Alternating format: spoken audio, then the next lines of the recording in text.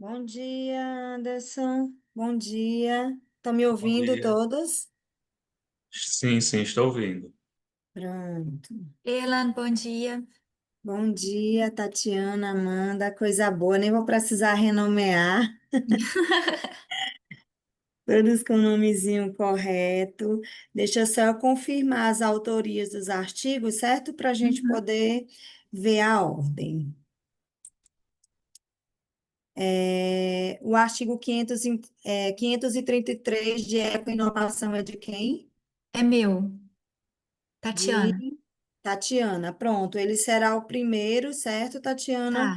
Tá, Aqui na ordem que veio para mim. O segundo será o 563, os modelos de negócios circulares, de quem é de Amanda, certo? Isso, é meu. E o último, que é o 1963, que é entre o interesse e a indiferença, que é do Anderson, certo? Beleza. Pronto. Aí deixa eu me apresentar, né? Depois eu quero apresentar, vocês vão se apresentando. O Anderson vai ser o moderador, eu sou a assessora da sessão, estou responsável aqui por agilizar. Antes eu colocava os vídeos, né? E esse ano, graças a Deus, não tem mais os vídeos, né? Tirou aquele nosso trabalho, mas tem a apresentação dos slides, que aí vocês vão ser responsáveis por colocar os slides, eu só autorizo aqui na hora, certo? E aí, eu me chamo Erlane Paz, eu sou doutoranda em administração aqui pela UFPE, estou concluindo agora, inclusive defendo agora em dezembro, e sempre participo do CMA, de Anampad, e esse ano estou aqui assessorando o Anderson. E aí, eu peço que o Anderson se apresente, e depois cada um de vocês fiquem à vontade para se apresentar. Bom dia a todas. Meu nome é Anderson. Eu tenho a formação toda em administração, né, a maior parte dela na Paraíba, graduação na Universidade Federal de Campina Grande, mestrado no PPGA da UFPB, doutorado na UFPE, em administração, no PROPAD, e atualmente sou professor efetivo de administração da UFP, na Universidade Federal do Piauí, no campus de Floriano. Então, estou pela primeira vez moderando a sessão, né? Peço aí a ajuda da Erlane e das colegas também pela compreensão caso falhe em algo, ok? Mas a ideia é fazer só um bate-papo bem construtivo, né? Eu sei que cada um já recebeu o feedback dos avaliadores, a ideia é só a gente passar a impressão que a gente teve a partir da leitura para melhorar, né, ainda mais os trabalhos. Sejam bem-vindos. Certo, querem se apresentar, meninas? Oi, Erlane, oi, Anderson, oi, Amanda, eu sou Tatiana. Eu acabei de concluir meu doutorado agora. Boa sorte, Erlane. Obrigada. Estava aqui no aperreio aqui antes de entrar na sessão, fazendo ainda a correção, indo para o orientador naquele vai e volta do final. Eu imagino, Mas dezembro deu já tá ali, certo. né? Não, e essa parte final, por mais que você antecipe tudo, sempre fica alguma coisinha, né? Não tem jeito. Pois é. Eu concluí agora o meu doutorado. Eu sou docente na Universidade Federal Rural do Rio de Janeiro, no campus de Três Rios. Ai, coisa boa. Na minha pesquisa tem um participante do Rio. Aham. Só que eu moro em Juiz de Fora, eu sou mineira. Eita, coisa boa. É, mas é pertinho aqui. E eu Então, espero que esse bate-papo seja bem bacana. com certeza. Você, Amanda, fiquem à vontade, minha gente. Bom dia, gente. Eu sou a Amanda, eu finalizei o meu mestrado agora, estou iniciando o doutorado. Eu fiz o mestrado em desenvolvimento sustentável e estou começando agora o doutorado na Poli, na USP, em engenharia de produção, no Laboratório de Sustentabilidade e Economia Circular. Então, esse artigo, ele faz parte também, né, dos pré-requisitos para entrada no meu doutorado. Ai, coisa boa. São artigos maravilhosos. Eu vou dar só algumas informações iniciais, certo? 10h30 a gente inicia em ponto, né? Se entrar algum participante, algum outro para assistir, né, vão ser todos bem-vindos. Vocês vão disponibilizar o slide, vocês têm 15 minutos para apresentarem o slide, e aí eu já acertei com o Anderson. Após cada apresentação, a gente já vai fazer o debate. São apenas 7 minutos para o debate de cada artigo, certo? E aí, naquela ordem que eu dei no início, primeiro Tatiana, depois Amanda e depois Anderson, certo? Vocês têm alguma dúvida que eu possa ajudar agora no início? Alguém quer testar? Antes de iniciar, querem testar se está funcionando ou não, colocar o slide, se vai dar algum erro na hora, os Eu, problemas técnicos antes, né? eu quero, ô Erlane, se puder. Eu Pronto, também. pronto. Vai, Tatiana, primeiro. Tente aí, Tatiana, para a gente ver se vai dar tudo certo. Se não, vocês já me enviam, eu mando aqui meu WhatsApp tá aberto, eu já mando, vocês me enviam, eu baixo e eu posto para vocês caso dê algum problema, certo?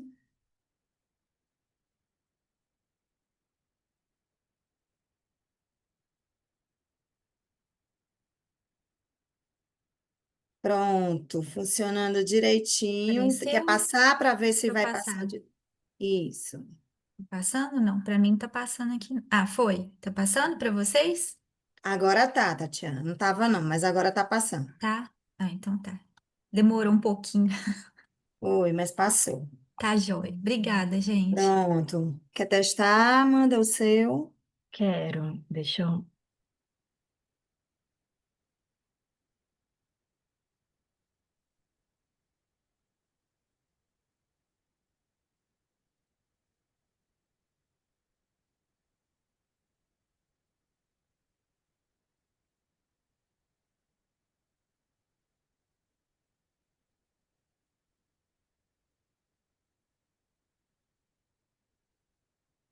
Vocês não conseguem ver em apresentação macro, né? Só o PDF, né? Mas tu consegue botar aí. Eu acho que tu botando aí dá para ver. Deixa eu ver Tem a aqui. setinha ali, uma É, setinha em Aonde? os diagonal. 3 pontinhos. Hum? Isso daí, Aqui? sim, achei que iria por aí. Foi. Pronto, foi, viu? Tá, vocês estão vendo andando assim também, Isso. passando? Tá Estamos. passando também, viu, Então Amanda? tá. Vou parar aqui. Pronto. Então, todos. Parece que não vamos ter problemas técnicos. Vou tentar o meu, então. Vai lá, Anderson.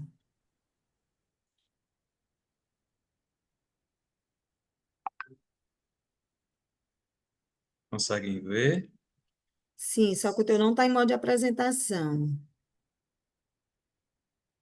Isso, Agora foi? agora tá. Isso, foi. Beleza. Passa aí para ver se vai passar direitinho.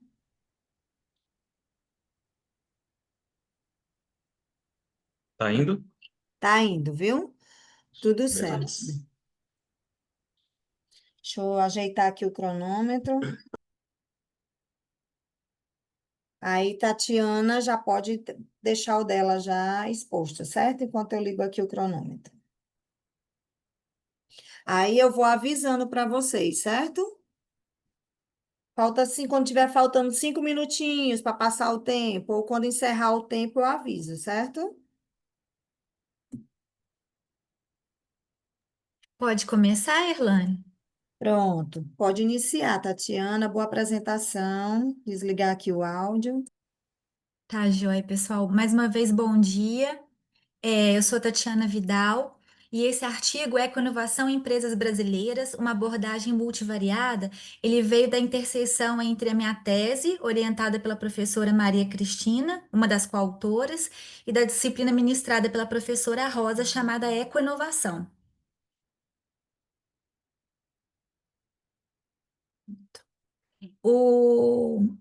Na introdução, né, o artigo ele se desenvolve considerando as discussões iniciais sobre desenvolvimento sustentável e o papel das organizações nesse processo de revisão dos padrões de produção e consumo. Apesar da ideia já ter sido iniciada a guiar algumas decisões de alocação de recursos e seleção de produtos e serviços, ela ainda é insuficiente para que seja caracterizada como desenvolvimento sustentável. E aí, nesse contexto, a ecoinovação ela é entendida como um fator muito importante que influencia o comprometimento das empresas com o meio ambiente e promove a sustentabilidade dos negócios. Para que a ecoinovação seja adotada pelas empresas, há direcionadores ou determinantes ou facilitadores que influenciam esse processo, e eles são diretamente dependentes do contexto institucional em que as empresas estão inseridas.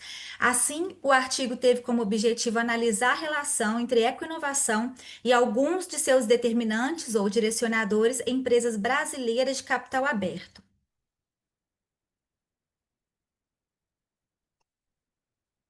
O artigo ele aborda, no seu referencial teórico, os debates sobre inovação e meio ambiente a partir da década de 90. Ele destaca a importância das parcerias como diferentes stakeholders para que essa integração aconteça, como as universidades, centro de pesquisa, governos e outras instituições. Conceitualmente, ele destaca as ideias de Pero Sainz e outros autores de 2022 que considera a ecoinovação como um conceito dinâmico que contribui para a sinergia empresarial, ajudando a manutenção e a criação de vantagens competitivas e a ideia de ser mais sustentável aos olhos dos consumidores. A literatura, ela evidencia é, algumas terminologias para se tratar a ecoinovação, chamada de vários nomes diferentes, né? Aí tem alguns autores que chamam de inovação ambiental, inovação verde, que é também um dos mais conhecidos, inovação sustentável, tecnologia verde, ecotecnologia, inovação ambientalmente sustentável e outras terminologias. Alguns outros benefícios, né, descritos pela literatura para o engajamento das empresas em ecoinovação, eu destaco aqui o aumento da eficiência operacional, o aumento de receitas, seja pela identificação de soluções mais sustentáveis ou aumento de margem, a redução de custos, melhoria da reputação da empresa, não apenas junto aos consumidores, mas também fornecedores, investidores e funcionários. E com relação ao conceito, né, no artigo, a gente utilizou bastante o conceito do Fleit de Medeiros e alguns outros atores publicados em 22, que é um conceito que remete ao conceito utilizado de inovação do Manual de Oslo, que é a ideia da criação de novos ou melhorados produtos, processos, métodos de marketing, arranjos institucionais que levam à mitigação de problemas ambientais. E aí, um pouquinho sobre os fatores, né, que contribuem para o engajamento das empresas em ecoinovação. A literatura ele afirma que não existe um consenso, mas que tem aqueles que são considerados mais frequentes, são mais citados, né? Tem a questão da regulação, o tamanho das empresas, sistemas de gestão ambiental e orientação estratégica ambiental, indicando um compromisso maior da tomada de decisão da empresa, considerando as questões ambientais, parcerias e rede de contatos, investimentos anteriores ou uma estrutura já proposta, né, já desenvolvida para a inovação tradicional. É, Isso impactaria o comportamento inovativo das empresas, estruturas de capital menos endividadas, liquidez, ou seja, folga de recursos financeiros na empresa. E alguns trabalhos mencionam também a questão da idade. Assim, a partir desse arcabouço teórico, foi possível montar esse diagrama de caminhos que está aí na tela para vocês e as hipóteses de pesquisa a serem testadas. Então, em H1, a gente tem o posicionamento estratégico gerencial da empresa, voltado ao meio ambiente, influenciando a ecoinovação. Em H2, o envolvimento da empresa com a inovação tradicional influenciaria o engajamento dela com a ecoinovação.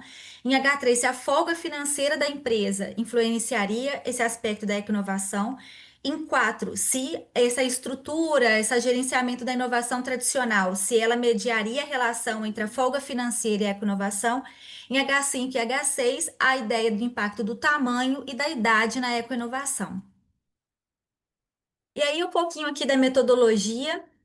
Foram consideradas 83 empresas não financeiras de capital aberto na B3 que preencheram o formulário, e essas empresas, né, preencheram o formulário EASY, o de indicador de sustentabilidade da B3, em 2023. Aí destaca aqui o número pequeno ainda de empresas, né, que preenchem esse formulário e ele é preenchido de forma voluntária atualmente. Os dados da formação das variáveis eles foram coletados nos relatórios integrados das empresas, no site da B3, no site de ESG da B3, na plataforma internacional de patentes da WIPO e no site comdinheiro.com. As variáveis elas foram utilizadas para construir os construtos para o modelo estrutural proposto e elas foram selecionadas como as mais frequentes na literatura utilizada.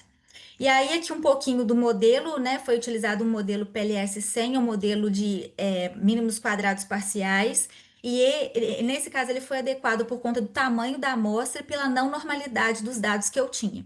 E aí foi montado um modelo de mensuração que analisa como que os construtos são formados, um modelo estrutural que analisa a relação entre esses construtos, e aí esse modelo ele foi validado em termos de poder de explicação dele e poder de previsão. E aí eu usei os softwares SPSS e o Smart PLS. Aqui um pouquinho da formação dos construtos. O que eu fiz aqui agora? Isso, a formação dos construtos, né? Quais variáveis eu tenho para a formação de cada um deles? Então, em econovação, eu trabalhei algumas questões do formulário ISE que estavam diretamente associadas à ecoinovação e às patentes verdes dos últimos 5 e 10 anos da empresa. E aí, em estratégia, eu trabalhei questões associadas à inclusão das questões ambientais na estratégia e na estrutura das empresas, essas perguntas vindo do formulário ISE, o índice ESG dessas empresas, do formulário índice, parcerias, algumas perguntas do formulário ISE envolvendo parcerias para a questão ambiental e algumas certificações e regulações atendidas por essas empresas. No construto de inovação, que seria a inovação tradicional, eu trabalhei parcerias entre universidades e startups mencionadas por essas empresas nos relatórios integrados e as patentes não verdes dos últimos 5 e 10 anos. Na parte de disponibilidade de recursos, eu tenho aqui a folga financeira de curto, longo prazo e a participação de capital dos sócios, tamanho e a idade das empresas. E aqui nesse quadro eu coloquei, né, o referencial teórico que justificou a inclusão dessas variáveis. Então, um pouquinho sobre a característica dessa amostra. 40% das empresas mais novas elas estão no setor de utilidade pública, mas não porque são empresas criadas agora, essa idade delas vem de fusões e aquisições feitas nesse setor ao longo desse período. As empresas mais antigas estão no setor de consumo cíclico. E comentando um pouquinho da questão das empresas de utilidade pública, 27,8% das empresas com maior indicador ESG estão no setor de utilidade pública. E aí infere-se que por essas empresas, né, de água, luz e saneamento, elas estarem diretamente ligadas ao meio ambiente, essas empresas teriam um interesse maior em divulgar questões ambientais para os investidores.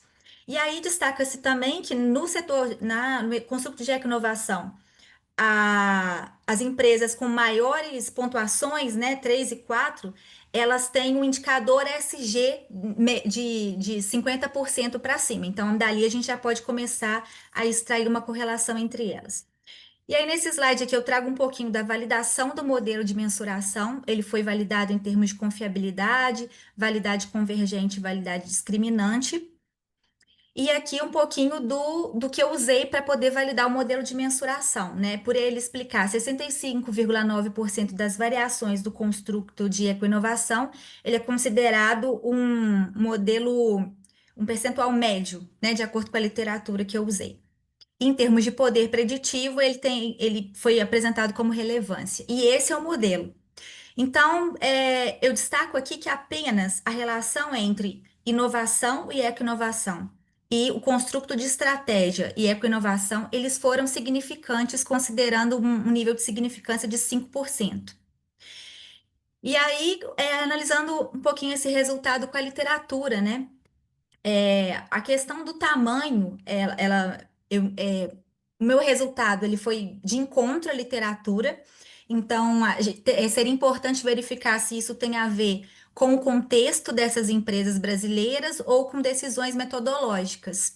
A idade, né, a ideia de não ter uma relação com a idade, ela está de acordo com a literatura, e ela não ter uma relação com a folga financeira das empresas contradiz a literatura. Então, é algo que eu até sugiro que seja pesquisado um pouco mais, ou se é uma característica do contexto das empresas.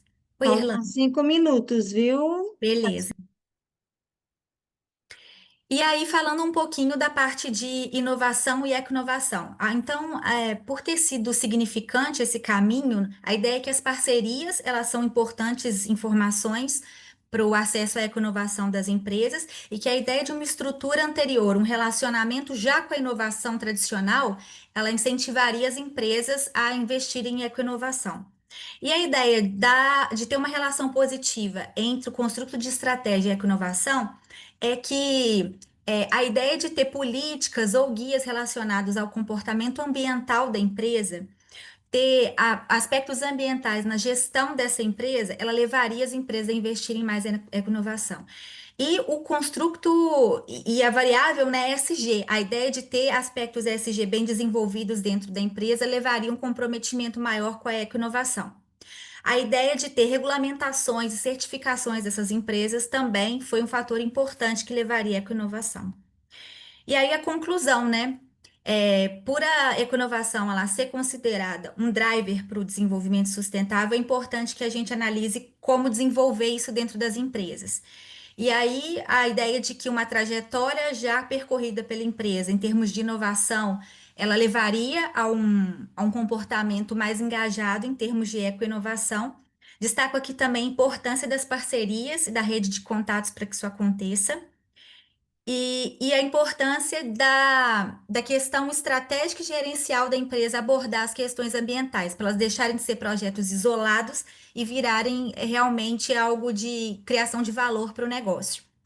E aí o estudo preencheu alguns gaps da literatura, analisando países em desenvolvimento e usando modelos mais complexos para mapear essas relações. A gente entende que esse artigo ele contribui para uma tomada melhor de decisão das empresas, para desenvolvimento de políticas públicas melhor direcionadas e mais efetivas. Em termos de limitação, então, a gente tem uma limitação do próprio formulário Easy, da amostra ser pequena e dele ser voluntário, que poderia incentivar práticas de greenwashing. Só que a gente identifica também que ele tem um grande potencial de acesso à informação para futuras pesquisas. Então, quanto mais empresas se dispuserem a preencher, melhor.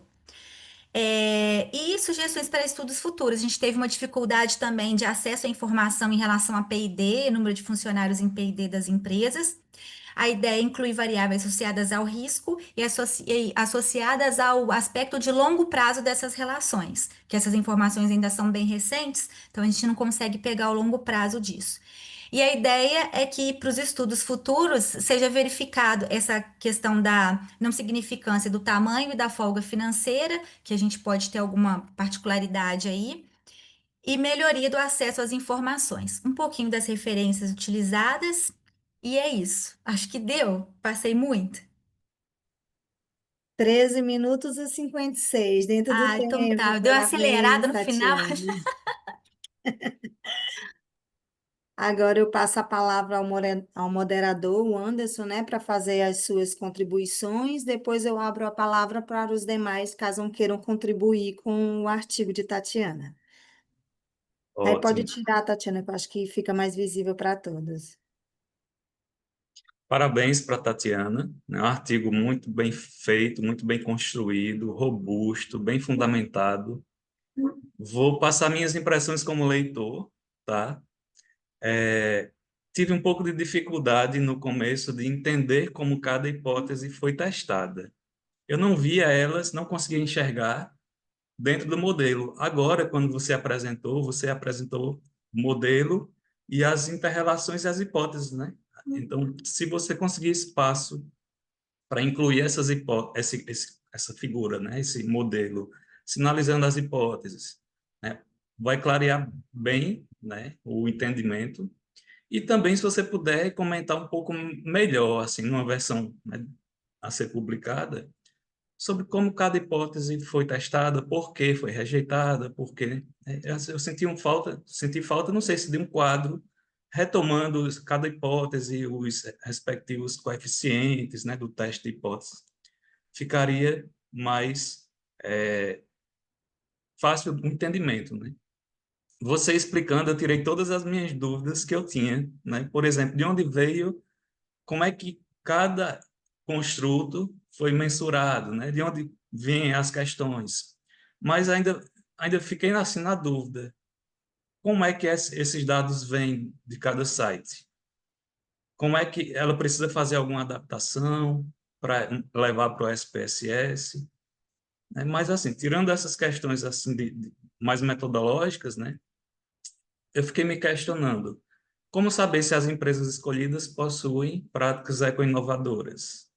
Né? Todas elas têm patentes registradas? Tem como saber se essas patentes estão relacionadas ao conceito de eco-inovação? As principais dúvidas que eu fiquei na hora de saber como é que você selecionou essas empresas. Aí, se você conseguir nos clarear, né, de repente, para alguém que queira fazer um trabalho semelhante, de repente, com outra perspectiva. Anderson, muito obrigada, viu? Obrigada por vocês terem lido com tanto carinho o artigo assim. Eu tenho uma dificuldade enorme quando fala assim, aí você faz um trabalho, né, e fala, tem que colocar em 12 páginas. Menina, eu choro, eu fico, como que eu vou explicar tudo que eu tenho para explicar nisso? Mas eu anotei aqui, né, as suas impressões para eu tentar colocar, né, em tabelas, tentar sistematizar mais esses resultados. Incluir aquele diagrama de caminhos, eu gosto muito dele também, eu acho que fica melhor de visualizar, mas eu choro com a quantidade de página. E assim, o que que acontece? Aquelas 83 empresas, elas foram escolhidas como empresas não financeiras que preencheram o formulário Easy. Então, eu tinha as respostas dos formulários de todas aquelas empresas. E aí, quando você abre o formulário Easy, ele te mostra todas as respostas a todas as perguntas da empresa. Aí ele vai classificando assim, respostas ambientais, sociais e de governança. Aí, dentro das respostas ambientais, tem respostas ligadas a regulamento, a ecoinovação, a parceria para a ecoinovação, que essas empresas elas foram respondendo. Então, eu li todas as perguntas e fui colocando elas nesses construtos. Então, as perguntas diretamente relacionadas à ecoinovação, elas estão no construto de ecoinovação. As ligadas a uma estrutura já tradicional estão no de inovação. E você perguntou um negócio de patentes também, né? Essa, é, esse escritório de patentes globais, esse WIPO, eles têm uma listagem que chama IPC Green Inventory. E aí, nesse IPC Green Inventory, eles listam os números de patentes que estão associadas diretamente a questões ambientais.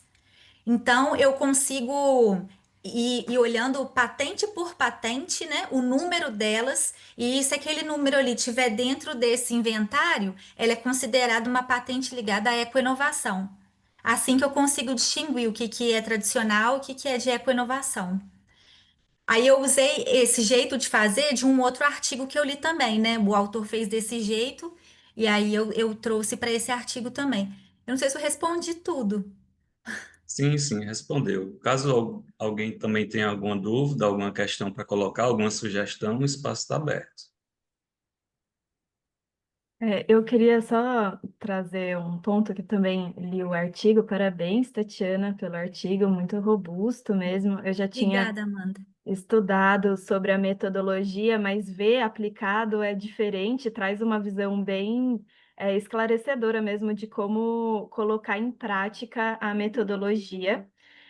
E eu trago um ponto que é próximo do que o Anderson trouxe também, porque o que eu vi muito no artigo foi essa estruturação da metodologia e o teste de hipótese. E eu senti falta um pouco mais dos porquês dessas explicações e também do resultado de fato do artigo. Então, essas suas contribuições para daqui para frente, né, com essa aplicação o que que contribuiu ali de fato? Eu achei que ficou bem explicada a metodologia, eu não tive dúvida nenhuma em relação à aplicação, só senti falta mesmo de ter um pouquinho mais de respostas dessa contribuição e dos porquês que foram utilizados. Mas o artigo eu achei incrível, muito obrigada pela escrita, pela contribuição, foi bem esclarecedor quanto à metodologia.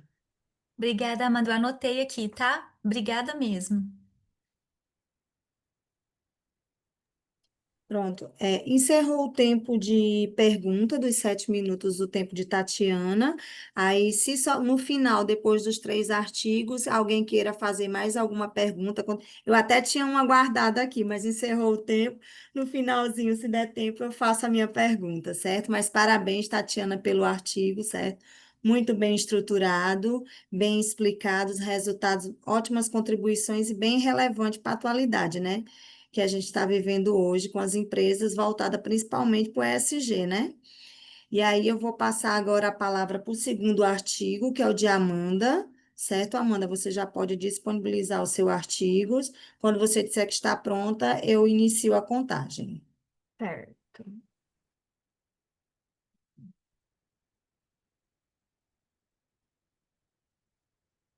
Vocês estão conseguindo ver a minha tela? Então, tá bom. Estamos sim. Tá bom. Então, tô pronta, Erlane. Pronto, vou iniciar a contagem. Pode começar. Obrigada. Bom dia a todos. Eu sou a Amanda Bimbati e eu vou apresentar o artigo intitulado Modelos de Negócios Circulares na Indústria Têxtil e de Moda, uma análise da literatura. Eu produzi esse artigo junto com a professora Roberta Pião.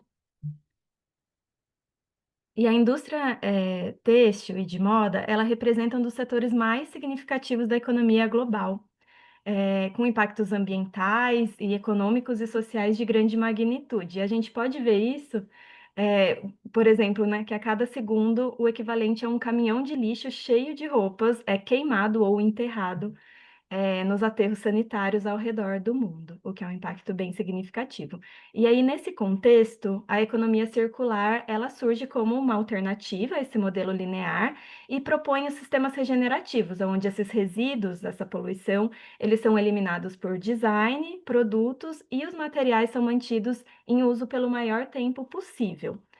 E os sistemas naturais são regenerados. E os modelos de negócios circulares, eles são os elementos chaves para operacionalizar esses princípios da economia circular. E apesar do crescente interesse por esses modelos de negócios circulares no setor têxtil, ainda existem lacunas para a compreensão da evolução da literatura e também das interrelações. Então, esse estudo ele objetiva analisar a evolução das interrelações dos modelos de negócios circulares dentro da indústria têxtil, identificando os clusters temáticos, examinando a evolução temporal e propondo uma agenda de pesquisa a partir daqui. Boken e autores, eles propuseram uma tipologia para os modelos de negócios circulares que inclui 3 principais estratégias, que é o fechar ciclos, o desacelerar ciclos e o estreitar ciclos. E quando a gente entra no contexto específico do setor têxtil e de moda, além desses 3, ainda existem outras estratégias, como o modelo baseados em acesso, né? E aí entra o aluguel, a assinatura de peças, a extensão de vida útil, que ele comentou ali em cima, mas tem uma gama um pouco maior, então entra reparo, revenda, upcycling, a recuperação dos recursos da reciclagem de fibras e o design circular, que é o design para durabilidade, para desmontagem e para reciclabilidade das peças. Entre os principais obstáculos para a adoção dessas práticas circulares está a escalabilidade dos modelos de negócio. E aí existem algumas tensões e trade-offs entre 3 principais componentes. O primeiro deles é o objetivo organizacional. Então, quando é priorizado o impacto, por exemplo, a gente mexe na margem e no preço. E aí o custo do reparo, ele pode se tornar até mais caro do que comprar um novo. Isso é um paradoxo, né? E o design de produtos é o segundo. Então, quando a gente olha para durabilidade, aumento de durabilidade, e aí vem o exemplo do denim, né? O tecido denim, quando é colocado o elastano junto com o algodão, ele aumenta a durabilidade, mas ele dificulta a reciclabilidade no final das peças. Então, também existe esse paradoxo. E, por fim, as estruturas da cadeia de valor, que aí entra a produção local versus a produção global. Então, quando a produção é local, ela tem um custo mais elevado, mas diminui a pegada de carbono, e quando é global, é o contrário, ela aumenta a pegada de carbono, mas diminui o custo.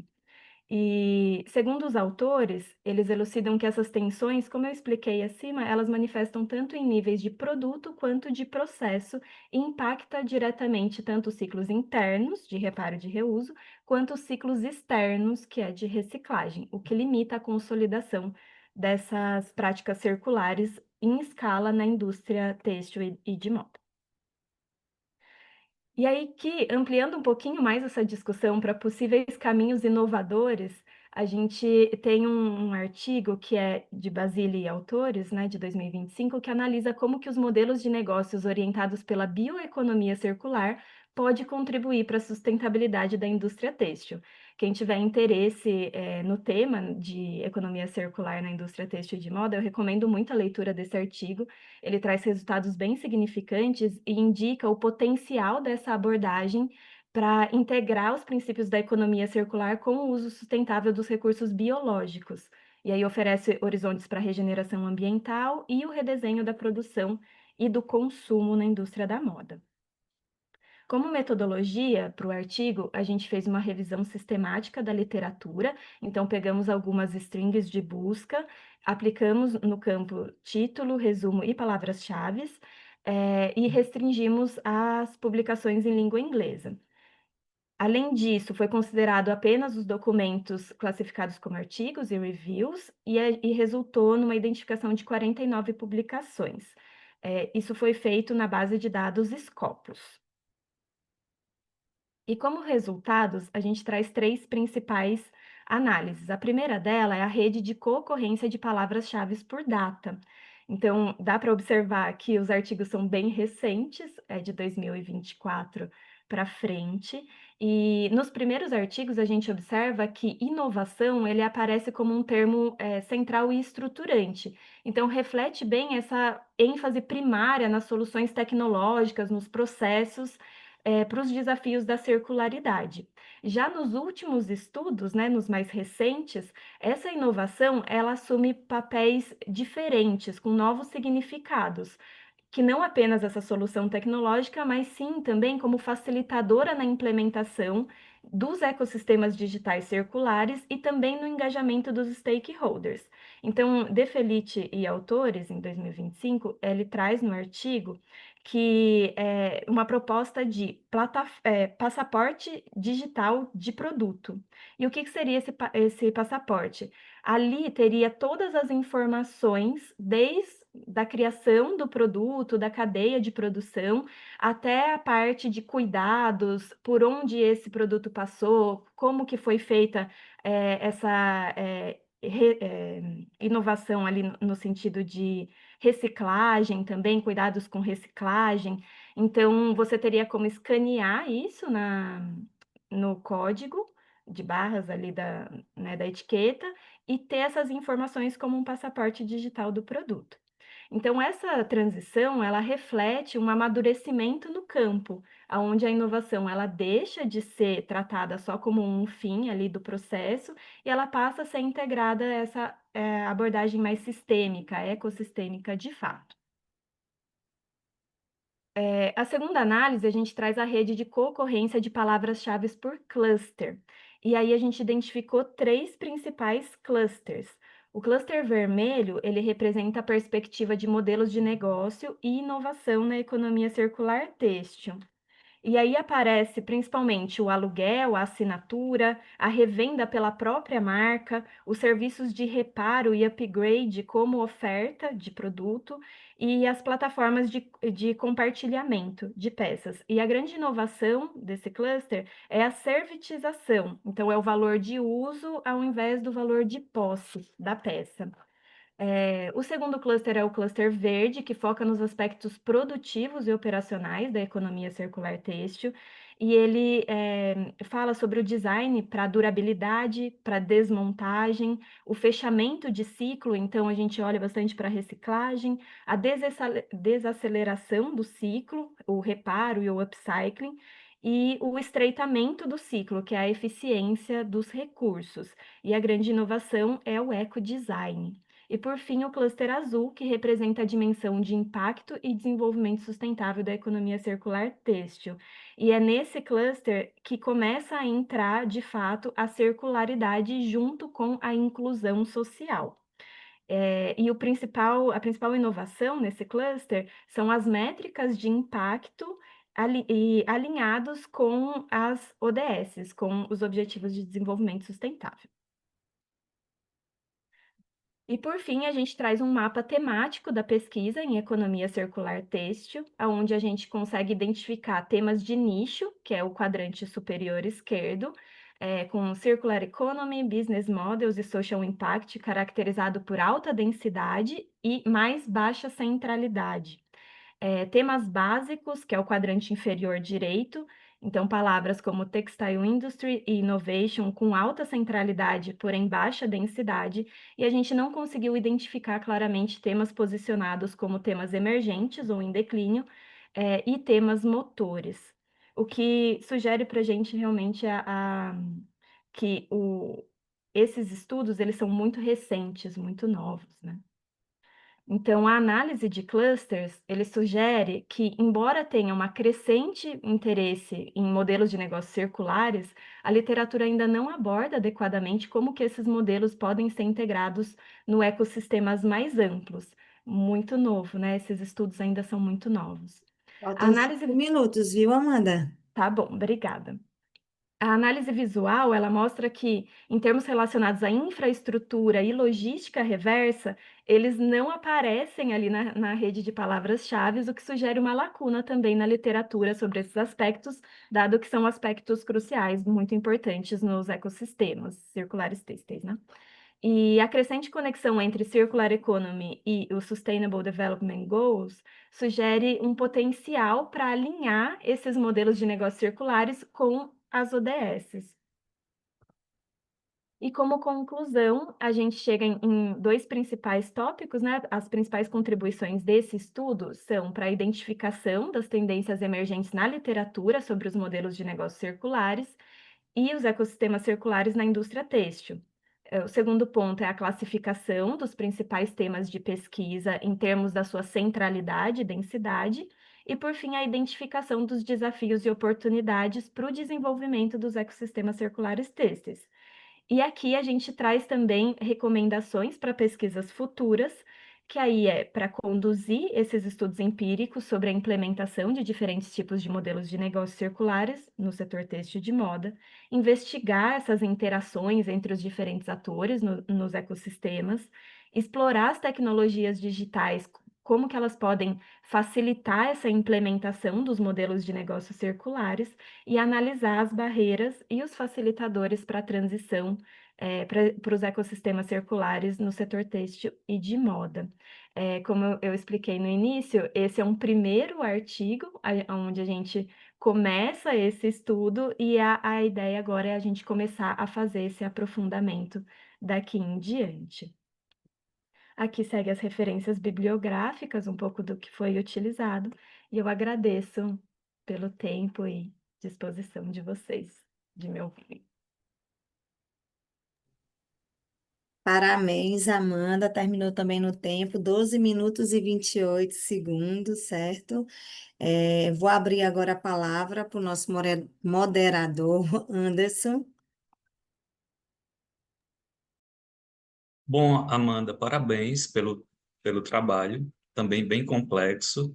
É um tema bem ainda atual, né? Ele já existe há alguns anos, mas quando eu fui convidado para moderar essa sessão, né? O que mais me fez dar um sim foi porque tinha economia circular no meio, né? Eu descobri esse tema quando eu analisava currículos de uns concorrentes meus no concurso, né? Assim como já encontrei vários temas legais na descrição do teu currículo, Amanda, que eu comecei já a procurar, né? Então, a gente está sempre aprendendo, né? E essa questão da economia circular, o teu artigo em si, o que mais me atraiu a atenção foi, poxa, eu vou ver como são esses modelos circulares na indústria têxtil.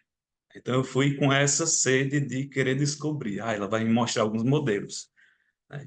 Quando a gente pegou o artigo e leu, eu sentia assim que você mais mostrou a evolução do campo enquanto área temática. Isso foi o que eu senti. Eu disse, poxa, eu nem vi os modelos aqui, né? Eu fiquei assim sentindo falta de saber alguns detalhes, né? Mas aí na tua apresentação ficou claro que a tua grande chegada são esses clusters, né? São esses clusters que vão representar esses modelos diferentes. Acho que você consegue enriquecer mais o entendimento do leitor, detalhando um pouco mais o que cada cluster, como eles se caracterizam, né? Você falou um pouco mais na apresentação do que está no texto, então eu consegui entender um pouco melhor na tua apresentação. Eu acho que você detalhar mais, acho que enriquece o trabalho. Questões metodológicas, de transparência, né? Não sei por que vocês não colocaram no título que é uma revisão sistemática. Vocês acho que não quiseram se comprometer, não sei, só colocaram revisão da literatura. Eu acho que vale a pena colocar que é uma revisão sistemática. Senti falta, assim, acho que precisa de uma melhoria mais no sentido metodológico, de transparência. Qual foi o período de tempo? Por que só a base Scopus? Quais os outros filtros que vocês colocaram, né? Eu acho que ficou faltando um pouco isso. E, assim, só mais uma questão. Você encontrou 49 artigos, né? Mas só 2 foram utilizados na análise comparativa. Eu fiquei querendo saber por quê. Por que só o artigo de Piau et al. E Silva et al., né? Mas, assim, acho que é algo que vocês conseguem explicar em uma próxima versão e se quiser comentar algo, né? Eu acho que esclarece um pouco mais, né? Até para a gente saber fazer algum estudo parecido, não uma revisão parecida no futuro. Agradeço, Anderson, pelas contribuições. Como eu disse, ele é um artigo inicial mesmo, e realmente foi uma visão, uma revisão sistemática de literatura, a gente só não colocou, no título. Então, ele é um artigo, para a gente iniciar os trabalhos, e a partir de agora, a gente começar a aprofundar nos modelos de negócios circulares de fato, que acho que foi o que você sentiu falta, né? Então, antes da gente começar a explicar, a gente precisava ver o que já tem na literatura, entender, né, os termos e tudo como que já traz. Mas realmente faz muito sentido a gente ampliar depois em outras bases também, como Web of Science, e ver o que tem por lá. A gente utilizou o Scopus porque a gente entende que é uma base bem completa e a gente conseguiria ter essas informações iniciais dessa base e já ter um bom resultado com isso. Mas anotei tudo aqui direitinho. Muito obrigada pelas contribuições. Talvez só em mudar o título, por exemplo, uma evolução do campo, alguma coisa assim, porque já dá a entender que você depois vai trabalhar os modelos em outro artigo, enfim. Alguém tem alguma contribuição para dar para Amanda? Eu queria primeiro parabenizar, viu, Amanda? Eu adoro esse tipo de artigo. A maioria dos meus artigos para o SEMEAD são geralmente nesse estilo. Esse ano foi que eu mudei a temática, mas aí a minha contribuição é o seguinte: eu percebi que você colocou RSL. E pela leitura do teu artigo, isso não é uma RSL, isso é uma bibliometria. Você quantificou até os softwares que você utilizou para fazer o artigo são de bibliometria. Você usou o bibliométrico, que eu vi aí o Vosvil, né?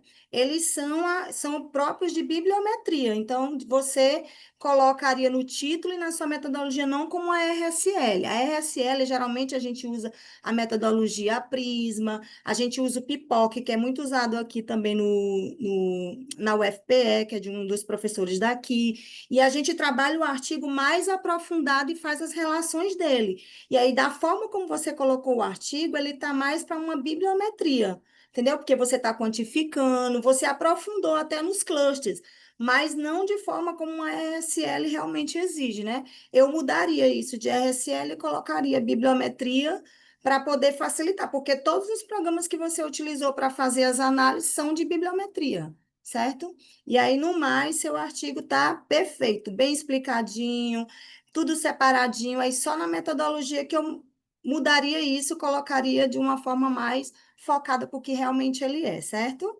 E aí, parabéns, aí eu deixo aberto para mais alguém queira, nós ainda temos 2 minutos ainda, queira fazer algum outro comentário, Eu posso falar? pode. Então, esse é o assunto da minha tese de doutorado. Então, eu queria fazer alguns à parte. Eu concordo tanto com você, Lani, quanto com o moderador, tá? Que o Anderson, por quê? Eu acho que, assim, o fato dela ter feito uma busca nos Scopus já limitou o resultado. Então, quando chega na hora dos clusters, os clusters não vão retratar os principais grupos de pesquisadores que analisam essa área e que estão divididos em pré-consumo, pós-consumo, a parte de design é toda projetual, aí tem grupos que vão estudar a reciclagem e outros que vão retratar o marketing e o comportamento do consumidor. Então, eu acho que houve uma limitação não só na busca nos Scopus e não tendo colocado Web of Science, mas também no string. Faltaram algumas palavras importantes e eu acho que ela poderia ter testado outros strings que englobassem mais áreas dentro do têxtil, da indústria têxtil. Isso é um ponto. E a parte da RSL, eu concordo com você, Erlane, é uma bibliometria, né? Então, a bibliometria ela vai te dar uma visão geral do campo, porém, ela não é tão aprofundada como uma RSL, que eu acho que é a próxima etapa do trabalho da Amanda, deveria ser algo com o protocolo de Prisma e uma amostra que fosse com um string um pouco mais profundo para que ela enxergasse as nuances e esses clusters que existem.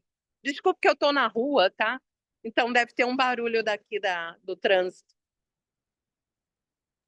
Tá É isso, mas ótimo. de resto eu achei ele bem organizado, assim, a nível de a lógica do artigo. Parabéns, Amanda. Obrigada, Gisele. Depois eu gostaria de ter o seu contato e a gente conversar mais. Pronto, encerrou, tá? 7 minutos e Eu seis também, porque eu segundos. estou fazendo uma RSL e a gente poderia contribuir uma com a outra. Pronto, aí a gente encerrou o tempo para a Amanda. No final, se alguém quiser fazer alguma outra contribuição, ainda tiver tempo, a gente abre para a última contribuição, certo? E agora a gente vai abrir para o último artigo, que é de Anderson, né, do nosso próprio moderador. E aí pode ficar à vontade, Anderson. Quando estiver preparado, me diga para eu poder começar a contar o tempo, certo?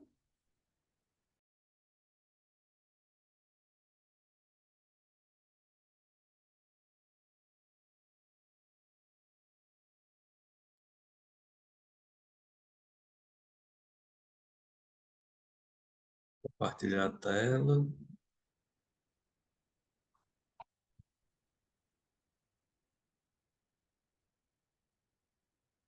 Vocês estão vendo Sim, e me Anderson. ouvindo? Pronto. Pronto, estou pronto. Pode iniciar. Bom dia a todas. O nosso trabalho tem como título Entre o Interesse e a Indiferença, Fatores que Movem a Sustentabilidade em Floriano.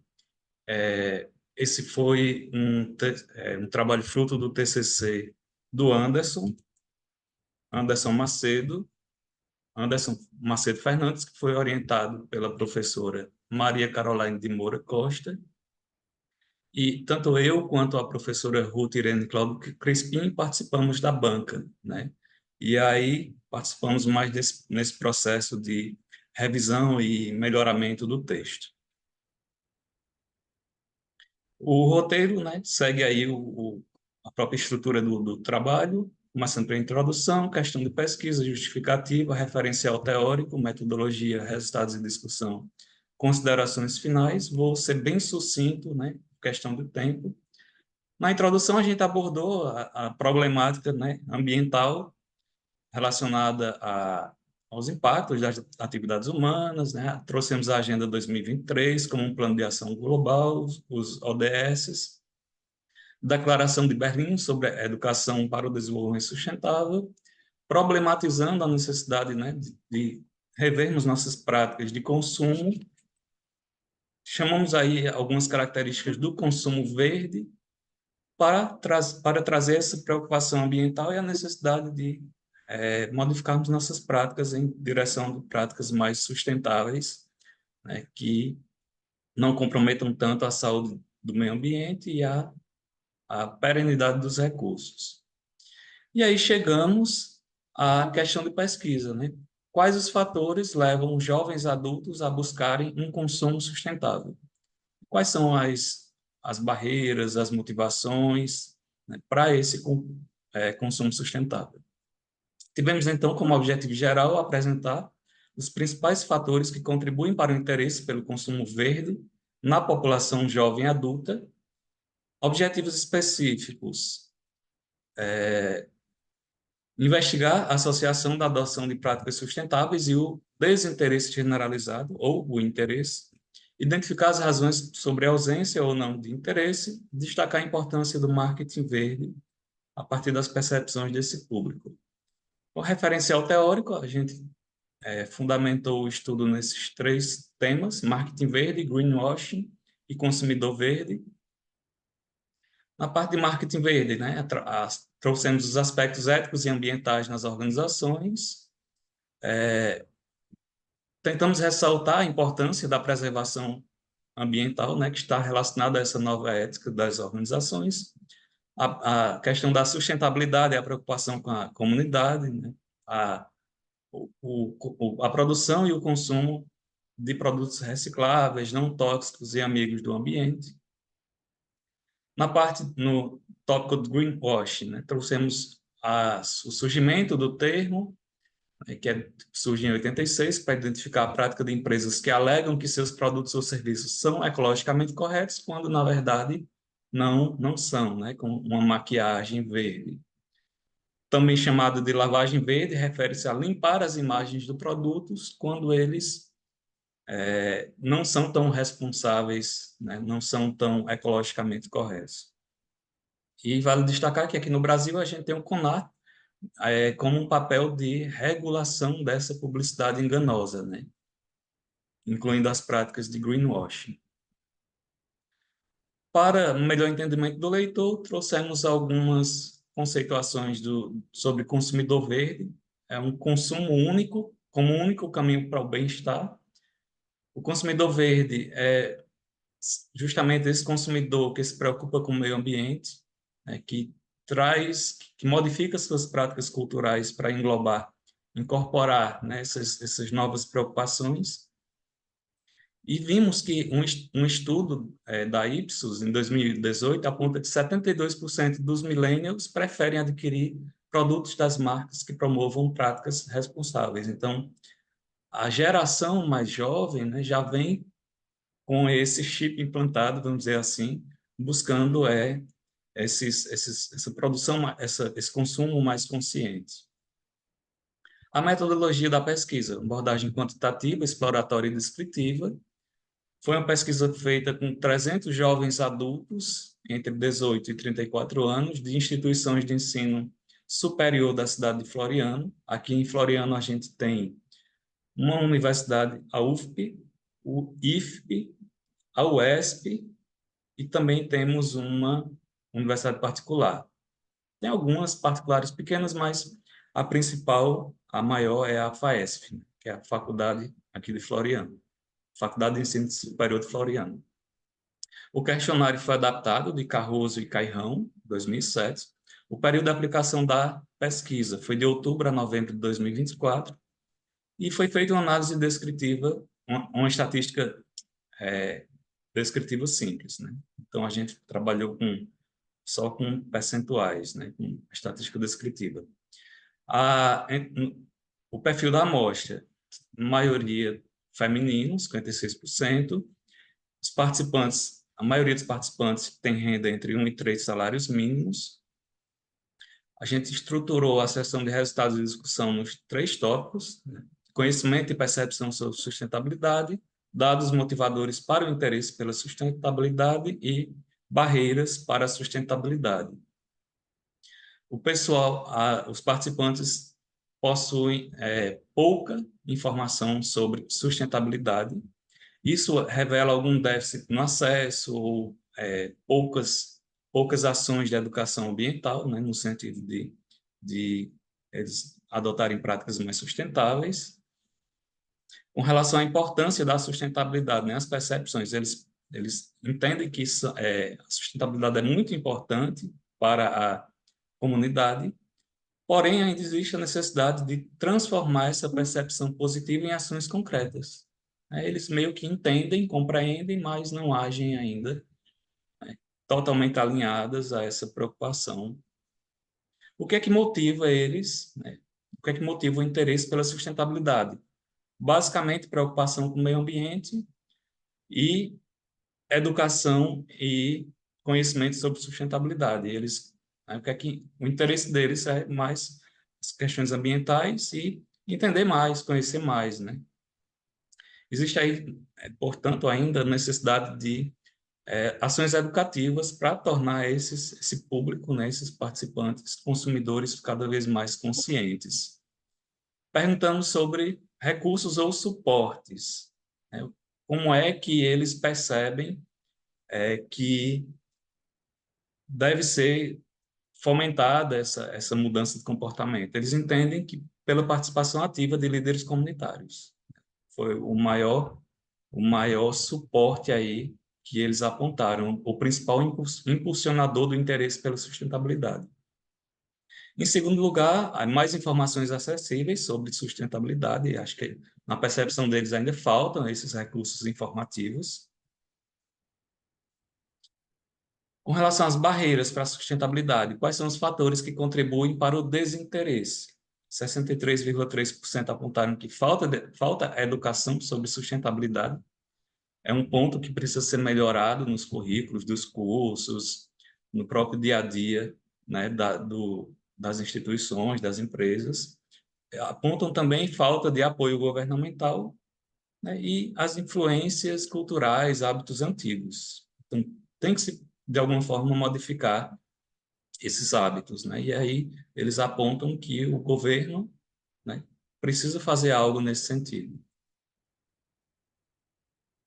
Motivos que dificultam a adoção de práticas sustentáveis.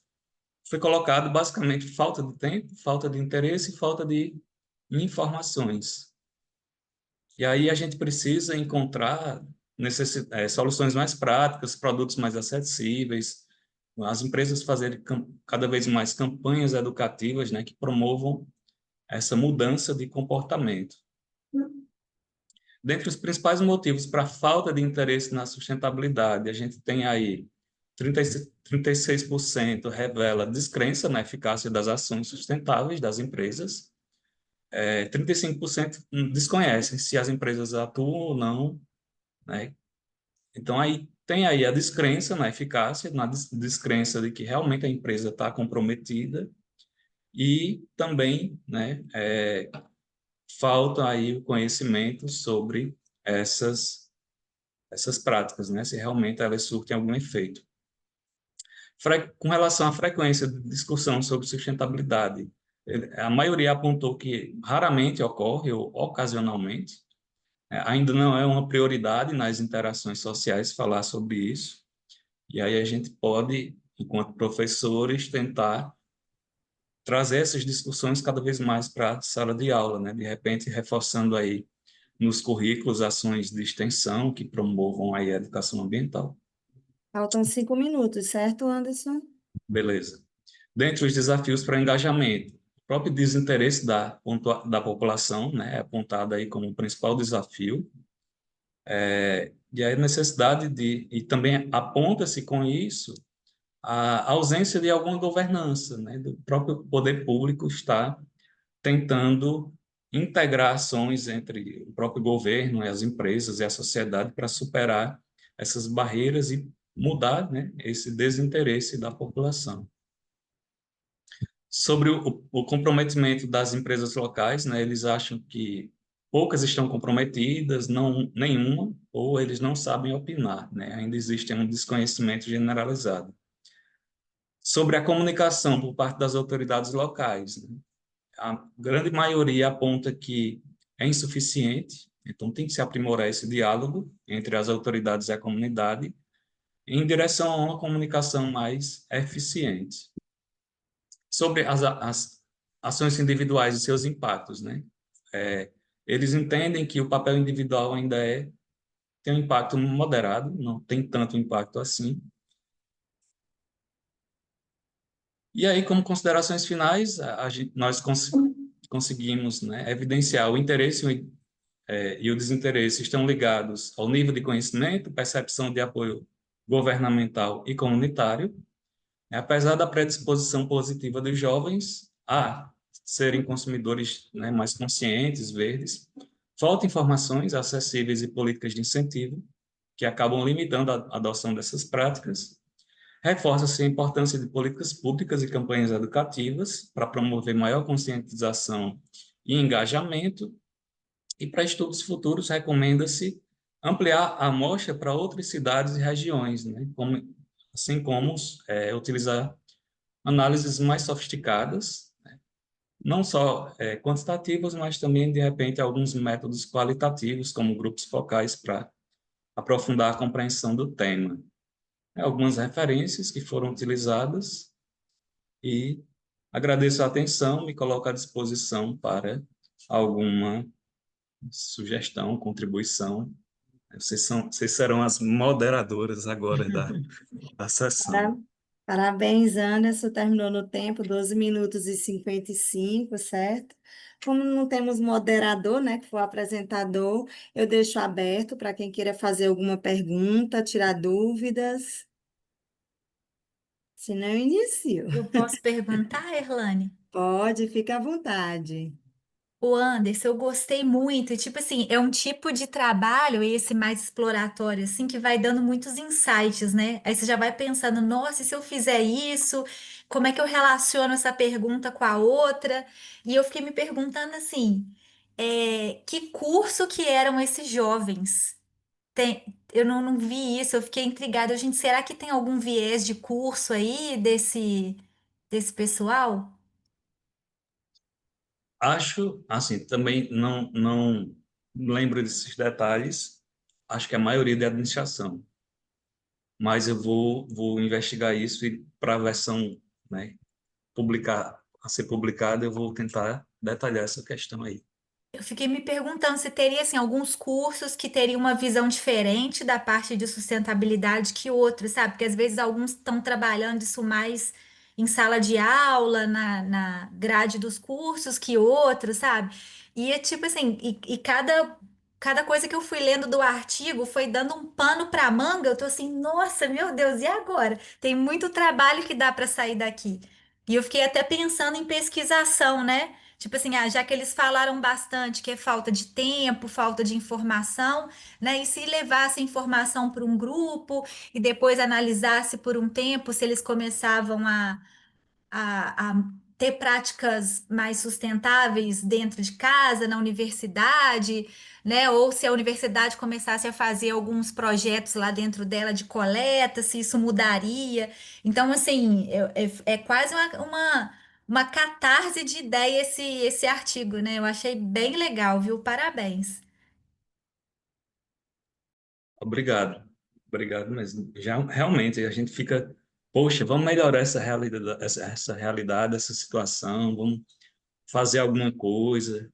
Eu até pensei em pegar a disciplina de gestão ambiental, que ficou sem, né? O professor foi removido, mas é bacana mesmo. Obrigadão pela reflexão. Tem uns três projetos de extensão aí, né? Tem, viu? Temática muito boa, né? Anderson, eu queria parabenizar, certo, pela apresentação. Gostei muito, adoro essa temática de sustentabilidade. Aí a gente percebe que realmente é um artigo de aluno de graduação, né? E aí, o que que eu complementaria, né? Para dar um pouquinho mais de robustez, que ele está bem descritivo, está ótimo, bem separadinho. Eu faria uma concorrência, eu buscaria um pouquinho fazer uma análise descritivazinha, mesmo que básica, só para dar um pouquinho mais de robustez. Eu poderia verificar ver se é mais homens ou se são mais mulheres que fazem esse tipo de consumo, se são mais homens ou mulheres, se a renda influencia, comparar a renda com a sustentabilidade, se a renda mais baixa também tem menos práticas sustentáveis, se pela renda ele se sente mais bem informado, se recicla mais, fazer uma tabelinha cruzada de alguns dados só para dar um pouquinho mais, como sugestão, certo? De robustez, fazer uma comparaçãozinha básica de alguns dados, ou gênero, ou renda, sabe? Ou idade, alguma coisa que desse um pouquinho mais de robustez para não ficar só os gráficos. Mas fora isso, adorei a temática, bem estruturado o trabalho, certo? E aí, parabéns. Alguém mais quer contribuir com o artigo?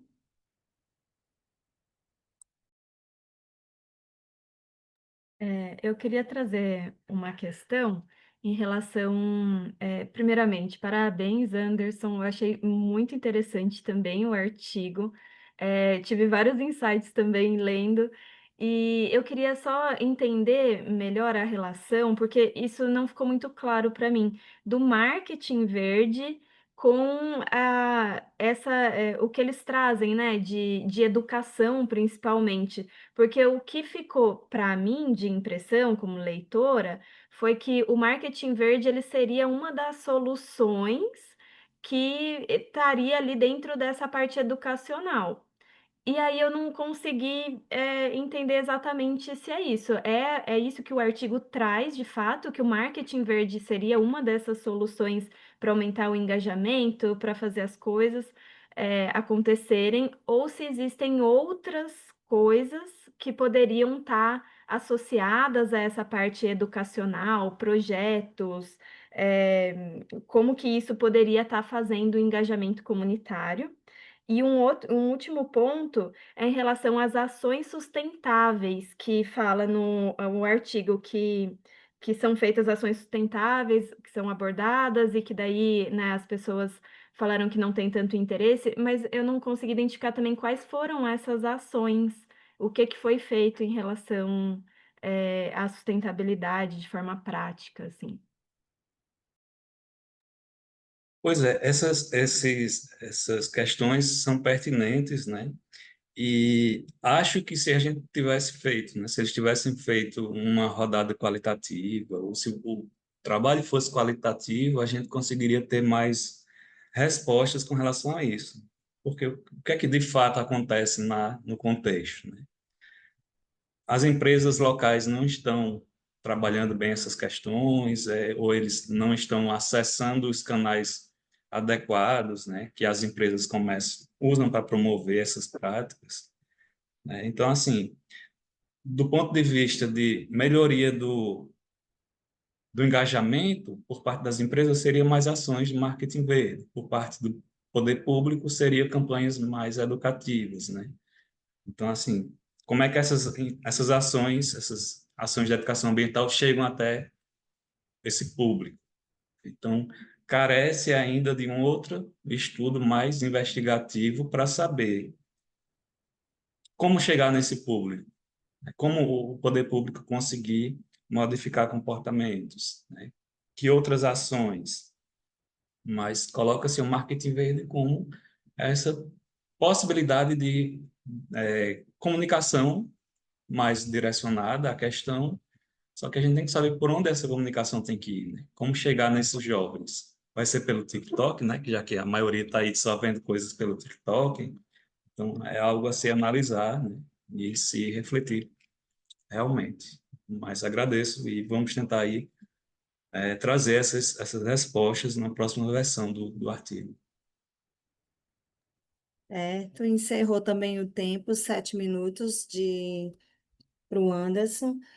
E, pessoal, o Anderson já tinha colocado, a gente pede que no final vocês avaliem a sessão, mas aí como entrou gente depois, eu coloquei o link novamente aqui no link de vocês, se vocês não conseguirem por aqui, quando vocês entram pelo SEMEAD, também deve ter a sessão para vocês avaliarem. Eu peço que vocês avaliem no final.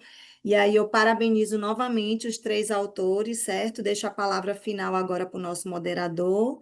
E aí, caso alguém queira falar mais alguma coisa, para a gente poder encerrar a sessão de hoje. Gente, foi bom estar com vocês. Foi minha primeira sessão, né, como moderador. Foi bem light, mais do que eu esperado. Fiquei bem tenso aqui com várias doutoras e doutorandas, né, em formação, mas foi muito bacana a nossa conversa. Espero que eu tenha conseguido contribuir de alguma forma com esse trabalho de vocês. Desejo sucesso. Quem quiser depois fazer alguma parceria, enfim, trocar ideias, né, estou disponível. Vocês me encontram, né, Anderson Trindade, @ufp.edu.br, tá? E estou à disposição, né? Satisfação conhecê-las e sucesso a todas. Obrigada, Anderson. Foi um prazer, minha gente, estar com vocês. Parabéns novamente a todos, certo? Também me deixo à disposição, precisar de parceria, artigos maravilhosos, temáticas bastante atual, recente, né? Só coisa boa aí para a gente contribuir. Agora, fazer os ajustes, né? Junto com os que vocês já receberam quando submeter os artigos, né? E vamos para a revista. Parabéns a todos os autores. E aí eu encerro a sessão de hoje. Mais alguém quer falar, dar alguma palavra? Não, só quero agradecer, né, essa manhã de tanto aprendizado e compartilhamento, troca, pesquisas incríveis. Parabéns a vocês, autores, pelo trabalho. Me coloco à disposição também, se precisarem de qualquer coisa, para fazer também esse networking, né, essa troca aí de parcerias. Fico à disposição e muito obrigada, gente. Um bom dia para todos nós. Pronto, bom dia a todos. Tchau.